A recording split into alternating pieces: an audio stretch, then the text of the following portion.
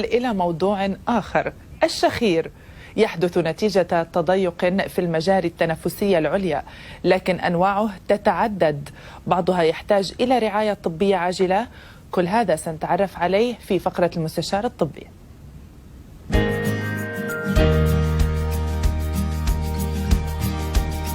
الشخير هو من الحالات الشائعة، فقد ازداد بشكل مضطرب في 20 سنة الماضية، وفي بعض الحالات يتزامن الشخير مع توقف النفس خلال النوم، وأصبح يشكل حالة خطرة لا بد من علاجها بأسرع وقت ممكن. الشخير العادي أو المألوف يحدث نتيجة تضيق في هذه المجاري التنفسية العليا، وهذا التضيق يؤدي إلى منع وصول قسم من الهواء المستنشق من الوصول إلى الرئة، وكذلك يؤدي إلى ارتجاف في سقف الفم أو في البلعوم أو أعلى الحنجرة، ويؤدي إلى حدوث الأصوات المزعجة خلال النوم. إذا من بعد هذا التعريف البسيط عن الشخير سنتحدث عن هذا الموضوع بإسهاب مع الدكتور حبيب البيطار، أخصائي أنف وأذن وحنجرة. أهلا وسهلا بك دكتور. أهلا فيك. طبعا يمكن معظم الزوجات يرافقن أزواجهم ويأتون إلى عيادتك صحيح. ليستشيروك في موضوع الشخير، هذا الموضوع المؤرق، ويعني المعروف أن الرجال يمكن يعانون من الشخير أكثر من النساء. فما هي أنواع الشخير من بعد هذه المقدمة البسيطة التي عرفنا المشاهدين عن الشخير؟ صحيح، شكرا لك. هلا المقدمة مثل ما قلتوا، الشخير في عندنا نوعين أساسا، الشخير العادي أو المألوف اللي موجود عند نسبة كبيرة من البشر، والشخير اللي بده دراسة أو بده عناية أكثر هو الشخير اللي بيترافق مع انسداد بالطرق الهوائية أثناء النوم. هلا الشخير العادي ممكن يتعرض له أي إنسان أثناء التعب أو أثناء بذل جهد زائد أو بظروف معينة، لكن الشخير اللي بده عناية حقيقية أو المزمن اللي بيكون موجود كل يوم عند الإنسان، حيث بيتعرض الإنسان أثناء النوم لتوقف بجريان الهواء بشكل كامل لمدة مو أقل من 10 ثواني، وهالشيء بيتكرر أكثر من 4-5 مرات بالليل أو ممكن أكثر. هذا الشخير اللي بيترافق مع انسداد بالطرق الهوائية أو بيسموه بالإنجليزي أبنيا، هو اللي بده عناية أو بده دراية ومراجعة على الدكتور بشكل أكثر من الأول. يعني لماذا؟ لأنه له آثار جانبية كثير.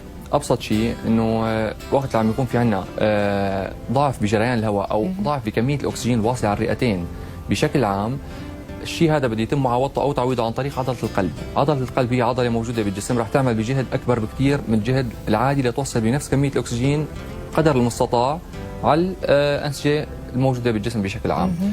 التعب القلبي الزائد رح يترافق بشكل عام مع إجهاد لعضلة القلب نفسها، ومع زيادة بتصلب الشرايين، ومع ارتفاع بالضغط، وأهم شيء ارتفاع بالضغط الرئوي اللي هو الشريان اللي بيصب بعضلة القلب نفسها.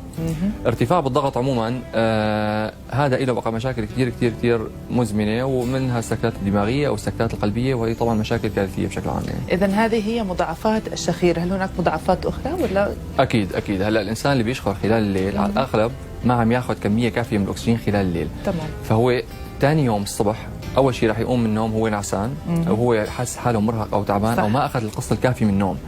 فهالشيء هذا راح ياثر لانتاجيته بالعمل بشكل عام ثاني يوم الصبح.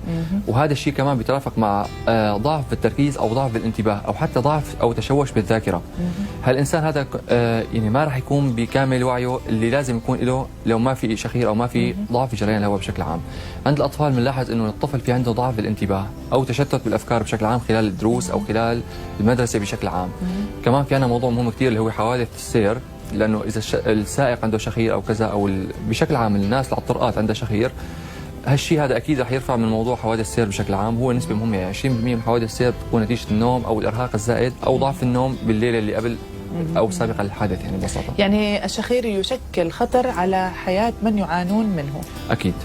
خطر على حياه من يعانون وازعاج على الحياه الاخرين موجودين على الشركه في نعم. طيب دكتور، خلينا نتكلم عن العلاجات المختلفه. نبدا بعلاجات الاطفال. يعني هي ليست شائعه كثيرا، ولكن بعض الاطفال حتى انا اعرفهم بشكل شخصي، وحتى يعني التشخيص يكون بسبب اللحميات او زوائد انفيه. يعني ما رايك بهذا الموضوع؟ صحيح. هلا عند الاطفال اهم شيء الام تنتبه اذا الطفل كل يوم عنده شخير بالليل او عم يضطر يفتح تمه وهو نايم مشان ياخذ كميه هواء، هذا بيعني اكيدا انه انه الطفل ما عم يحسن يتنفس من انفه بشكل كافي. معناتها في انسداد بطريق الانف. الانسداد على الاغلب عند الاطفال باعمار صغيره بين السنتين ل5 سنوات او بين السنه ل5 سنوات بيترافق مع ضخامه بحجم الناميات. طبعا كلمه ناميات هي كلمه عاميه.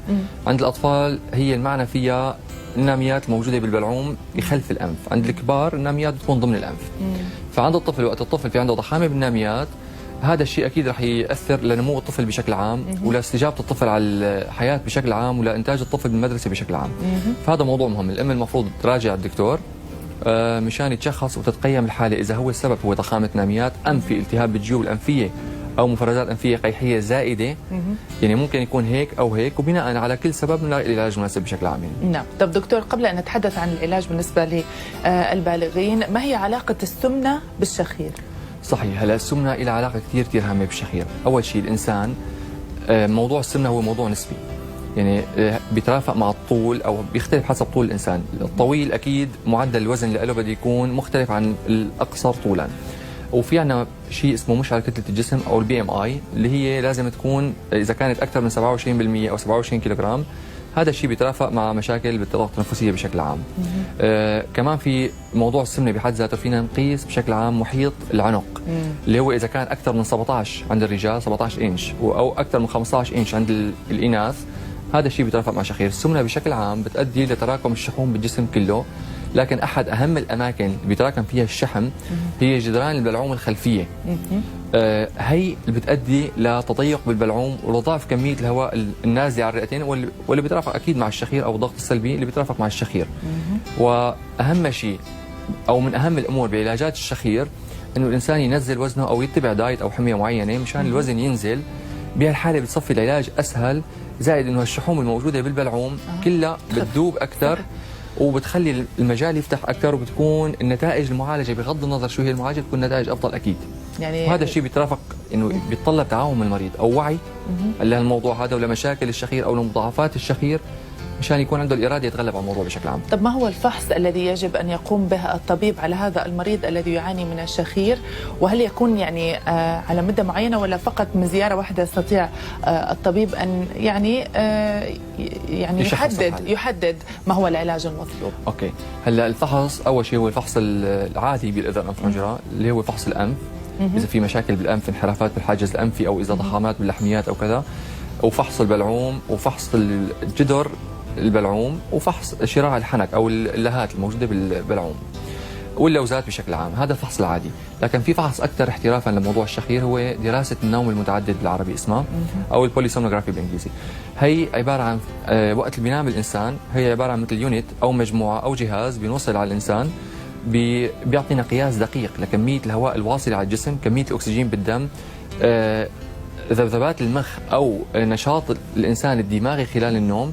هذا الشيء بيعطينا بالاخير ريبورت وبيطلع تشخيص دقيق على الحاله انه هل هي بسبب اعاقه علويه او بسبب احيانا بتكون اعاقه دماغيه او امور كثيره بتكون اسبابها متعدده. فهي الموضوع دراسه مشاركه بين الاي ان تي، يعني بين فحص الاي ان تي العادي الاذن الانف والحنجره العادي ودراسه النوم المتعدد بطريقه هذا الجهاز. نعم. تحدث عن العلاجات بالنسبه حسب التشخيص. اوكي. هلا بشكل عام الخطوط العريضه على العلاج، اهم شيء الانسان اول شيء بغض النظر عن العلاج، اذا كان عنده وزن زائد او سمنه زائده بده ينزل وزنه. اذا كان بيتعاطى منومات او مهدئات كمان بده يحاول يخفف منها لحتى يقلع عنها بشكل كامل. اذا كان مدخن بده يحاول يخفف الدخان او يقطعه، اذا قطعه بيكون افضل بكثير اكيد. اذا كان بيتعاطى كحول، بيتعاطى اي مواد مركنه، بده يحاول يبعد عنها بشكل كامل. نعم. هذا اهم شيء قبل ما نبدا بالعلاج. بعدين بقى بناء على السبب، اذا السبب على الأخص عند الأطفال بيكون في عنا ضخامة بالناميات. ضخامة الناميات أول شيء بتتعالج بشكل دوائي. إذا ما مشي الحال على الأدوية بيلجأ الإنسان على العلاج الجراحي بأساليبه المتعددة من الاستئصال العادي أو الليزر. أصبحت الآن سهلة جدا، صحيح دكتور؟ متاحة جدا وسهلة جدا. عند الكبار بشكل عام إذا في عنده الإنسان مشكلة بالأنف اللي هي ضخامة لحميات أو ناميات أو انحراف بالوترة، انحراف الحاجز الأنفي، هذا بحاجه لتقويم جراحي اكيد. او اذا اللحميات كبيره فممكن يتذكر حزمها عن طريق الليزر او الامواج عريضه التردد بشكل عام وبزمن بسيط وبعمليه بسيطه. جميل. زائد اذا ما مشي الحال كل هالامور هاي، في الاجراءات الجراحيه المور اجريسيف او يعني اللي بدها او القاسيه اكثر عموما خلينا نسميها، هي بتتضمن استئصال اللوهات او استئصال جراحي على اللوزات مع استئصال شراع الحنك. هذا الشيء طبعا ممكن يتم بالجراحه التقليديه، لكن عموما بيترافق مع الم بعد الجراحه بشكل عام. ممكن يتم حاليا عن طريق الليزر او الامواج عاليه التردد اللي هي الافضل بهالحاله. وبتكون الامور اسهل بشكل عام يعني. والان اصبح هناك علاج جديد يمكن ذكرت قبل قليل دكتور. حاليا في حقن مواد مصلبه مثل ابره عاديه بنحقن فيها مواد بشراع الحنك. بس لحد هلا السمانه منتشره كثير بالعالم، بس ان شاء الله بعد 6 شهور او 7 شهور رح توصل على دبي. نعم. هي بتاخذ زمن قليل كثير وما في اي الم بعد الجراحه، والموضوع نهائيا. نهائيا.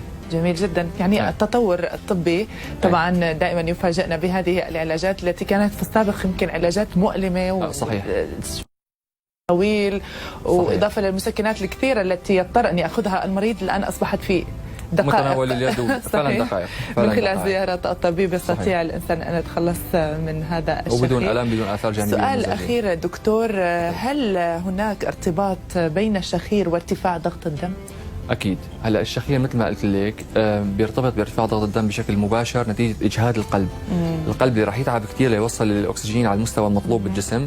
القلب في شرايين بتصب فيه، هي الشرايين الرئوية. هي الشرايين اكيد اكيد اكيد اللي هي طالعه من القلب فورا رح تتعرض لضغط عالي كثير نتيجه العضله القلبيه اللي عم تضخ الدم بضغط اعلى من الطبيعي. ارتفاع الضغط رح ينعكس لكل الجسم ورح يرفع الضغط بالجسم الانسان بالشرايين والاورده بشكل عام.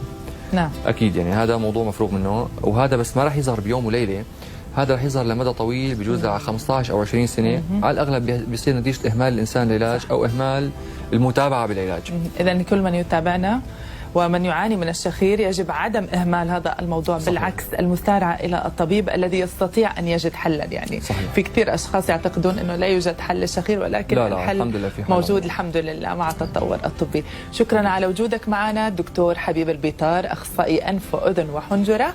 شكرا على طرح هذا الموضوع. شكرا. يعطيك العافية. شكرا.